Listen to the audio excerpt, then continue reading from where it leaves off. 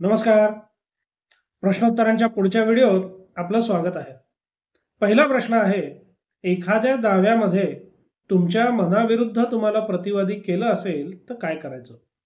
आता सगळ्यात पहिले आपण एक समजून घेतलं पाहिजे की दिवाणी दावा आणि त्यातले पक्षकार हे कायद्याच्या कसोटीत असणं महत्त्वाचं आहे. कोणाच्या मनाप्रमाणे आणि कोणाच्या मनाविरुद्ध याला कायद्याने किंवा न्यायालयामध्ये शून्य अर्थ आहे. त्यामुळे प्रतिवादी हे तुम्ही तुमच्या मनाविरुद्ध केलेलं आहे का तुमच्या मनाप्रमाणे केलेलं आहे याला काहीही अर्थ नाही. एखाद्या दाव्यामध्ये तुम्हाला प्रतिवादी म्हणून करणं कायद्याच्या चौकटीत बसणार आहे का, हा खरा प्रश्न आहे. कारण जेव्हा एखादा दावा केला जातो, जसं इंग्लिशमध्ये म्हणतात की plaintiff is the master of the suit, म्हणजे वादी हा दाव्याचा मालक आहे. दावा कसा करायचा, कोणाविरुद्ध करायचा, कोणाविरुद्ध काय मागायचं, हे सगळे अधिकार वादीकडे असतात. अर्थात तो ज्या प्रकारे दावा बनवतो, जेवढा चांगला किंवा वाईट दावा बनवतो, त्याचे परिणाम सुद्धा त्या वादीला भोगायलाच लागतात.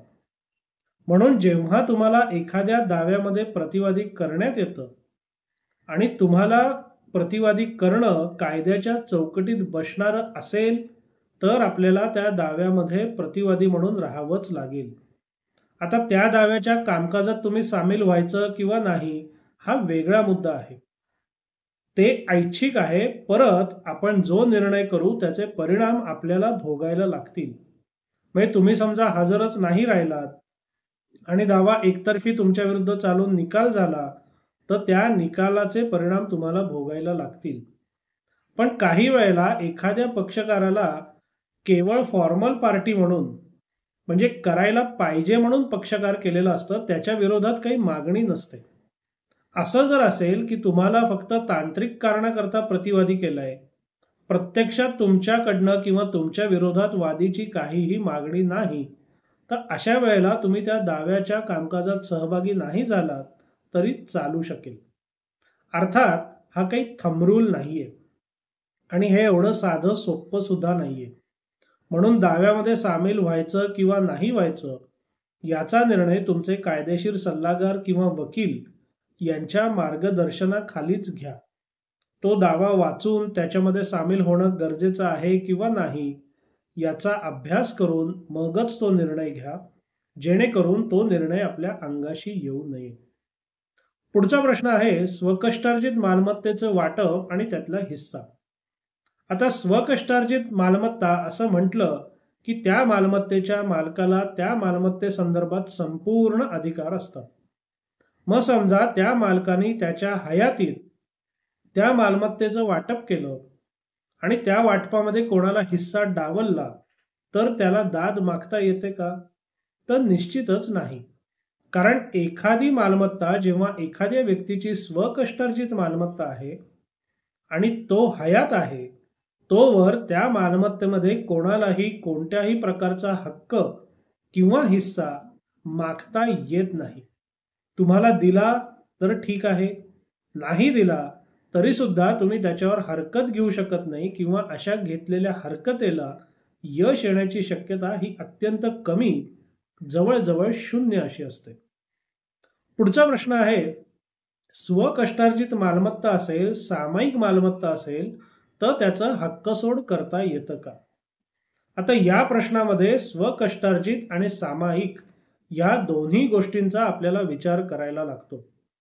नुसतं स्वकष्टार्जित असतं तर त्याचं काहीही करण्याची मुभा त्या मालकाला निश्चितपणे होती. पण जेव्हा आपण म्हणतो की स्वकष्टार्जित आहे आणि सामायिक आहे, तेव्हा आपल्याला थोडा पॉज घेऊन थोडा विचारपूर्वक निर्णय घ्यायला लागतो.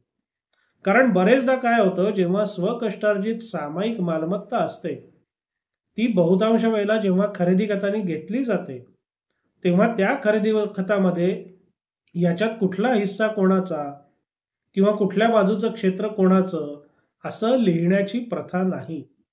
तसं लिहिलं तर उत्तम, मग ती सामायिक राहिली असं आपल्याला म्हणताच येत नाही.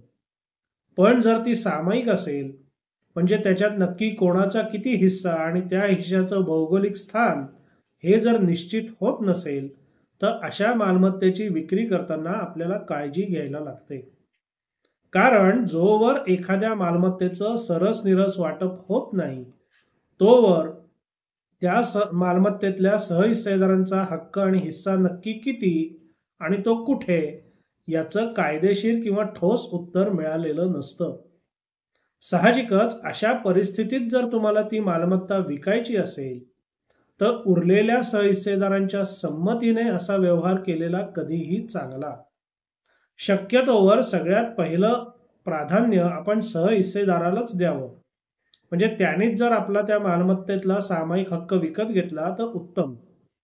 पण तो जर घेत नसेल तर खुल्या बाजारात त्या मालमत्तेचा व्यवहार करताना आपल्या सहहिस्सेदाराची त्या व्यवहाराला मान्यता घेणं हे कायद्याच्या दृष्टीने, कायदेशीर कटकटी टाळण्याच्या दृष्टीने आणि ज्याला आपण मालमत्ता विकतोय त्याच्या दीर्घकालीन फायद्याच्या दृष्टीने अत्यंत महत्त्वाचं असतं.